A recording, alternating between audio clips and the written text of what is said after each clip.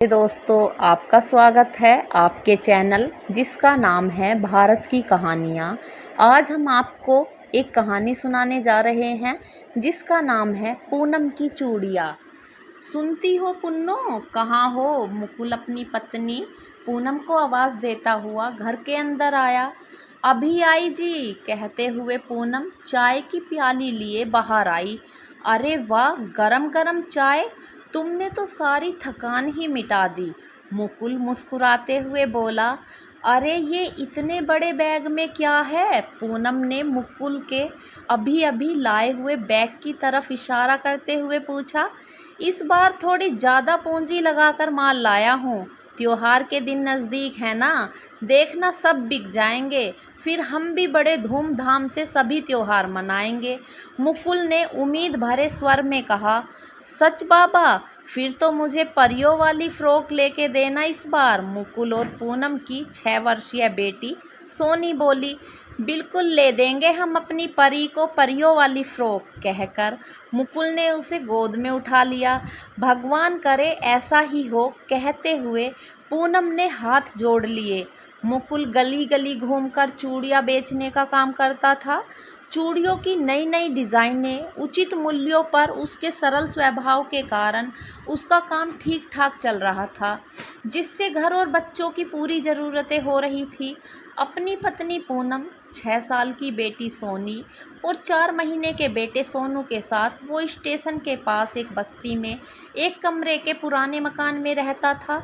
इस बार मुकुल ने सोचा था कि थोड़ी ज़्यादा आमदनी हो जाएगी तो घर की कुछ मरम्मत करवा लेगा और परिवार के साथ त्योहार का आनंद लेगा।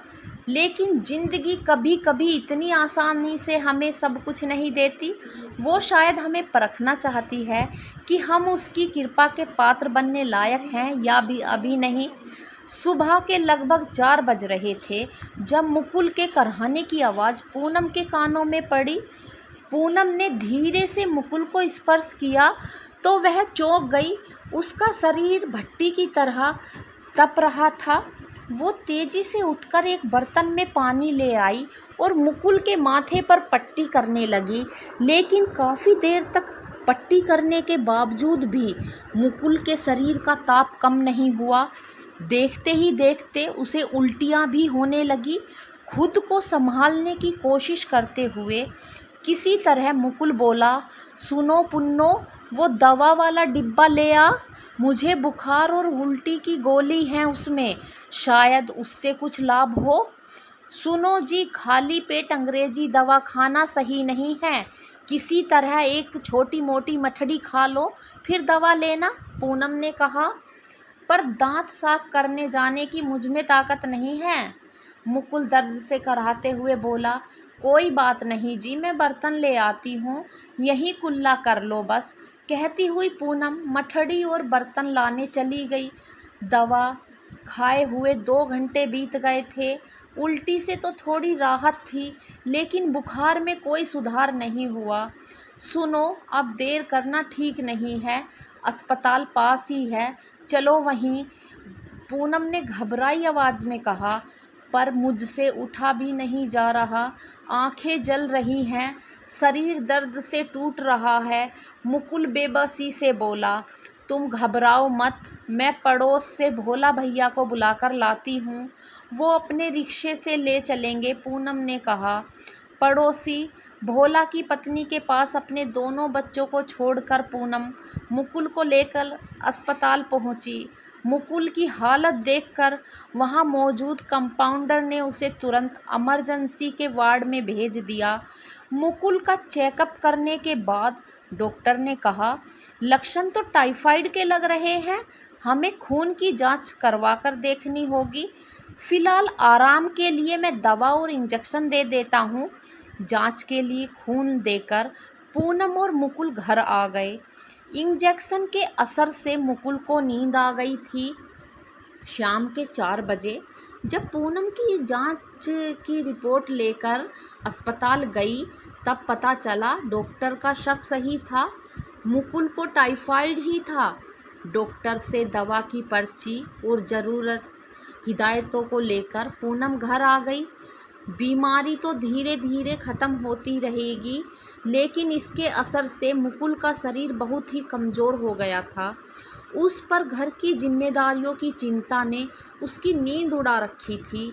1 महीना हो गया था मुकुल को घर बैठे हुए, लेकिन अभी भी वो स्वयं को बाहर जाकर काम करने के लायक महसूस नहीं कर पा रहा था। मुकुल की दवा, फल और स्वास्थ्यवर्धक खाने के साथ साथ घर और बच्चों के अन्य खर्च में धीरे धीरे जमा पूंजी भी खत्म होने के कगार पर आ गई थी।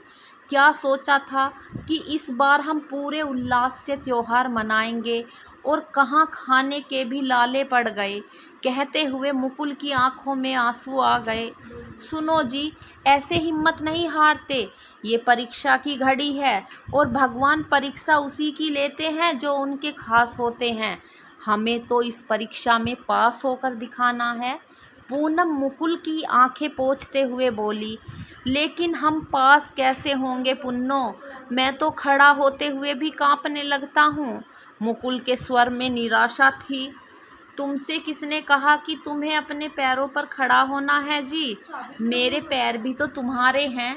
मैंने सोच लिया है, जब तक तुम ठीक नहीं होते तब तक तुम्हारी जगह मैं चूड़ियाँ बेचने जाया करूँगी। अभी तो नवरात्र शुरू होने में भी 20 दिन हैं। देखना, माता रानी के आते आते हमारी मुश्किलें भी चली जाएंगी। पूनम ने उम्मीद भरे स्वर में कहा। लेकिन तू इतनी नाजुक सी है, कैसे टोकरी सर पर लेकर गली गली घूम पाएगी? और फिर हमारे दोनों बच्चे, उन्हें कौन देखेगा? मुकुल ने चिंतित होकर कहा। मुकुल की चिंता देखते हुए पूनम बोली। वक्त नाजुक फूल को भी मजबूत पत्थर बना देता है जी। तुम्हारे प्रेम से मिली हिम्मत से मैं आसानी से टोकरी उठा लूँगी जी। मैंने सोच लिया, सुबह उठकर खाना बना लूँगी और निकल कर यहीं पास में रख दूँगी। सोनी के साथ मिलकर तुम खा लेना। कोई ज़रूरत होगी तो सोनी पड़ोस में भाभी को बुला लाएगी।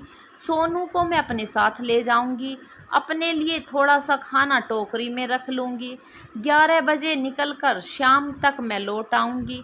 बस तुम बता दो कि तुम किस किस दिन किस किस इलाके में जाते हो, मैं भी वैसे ही जाया करूँगी।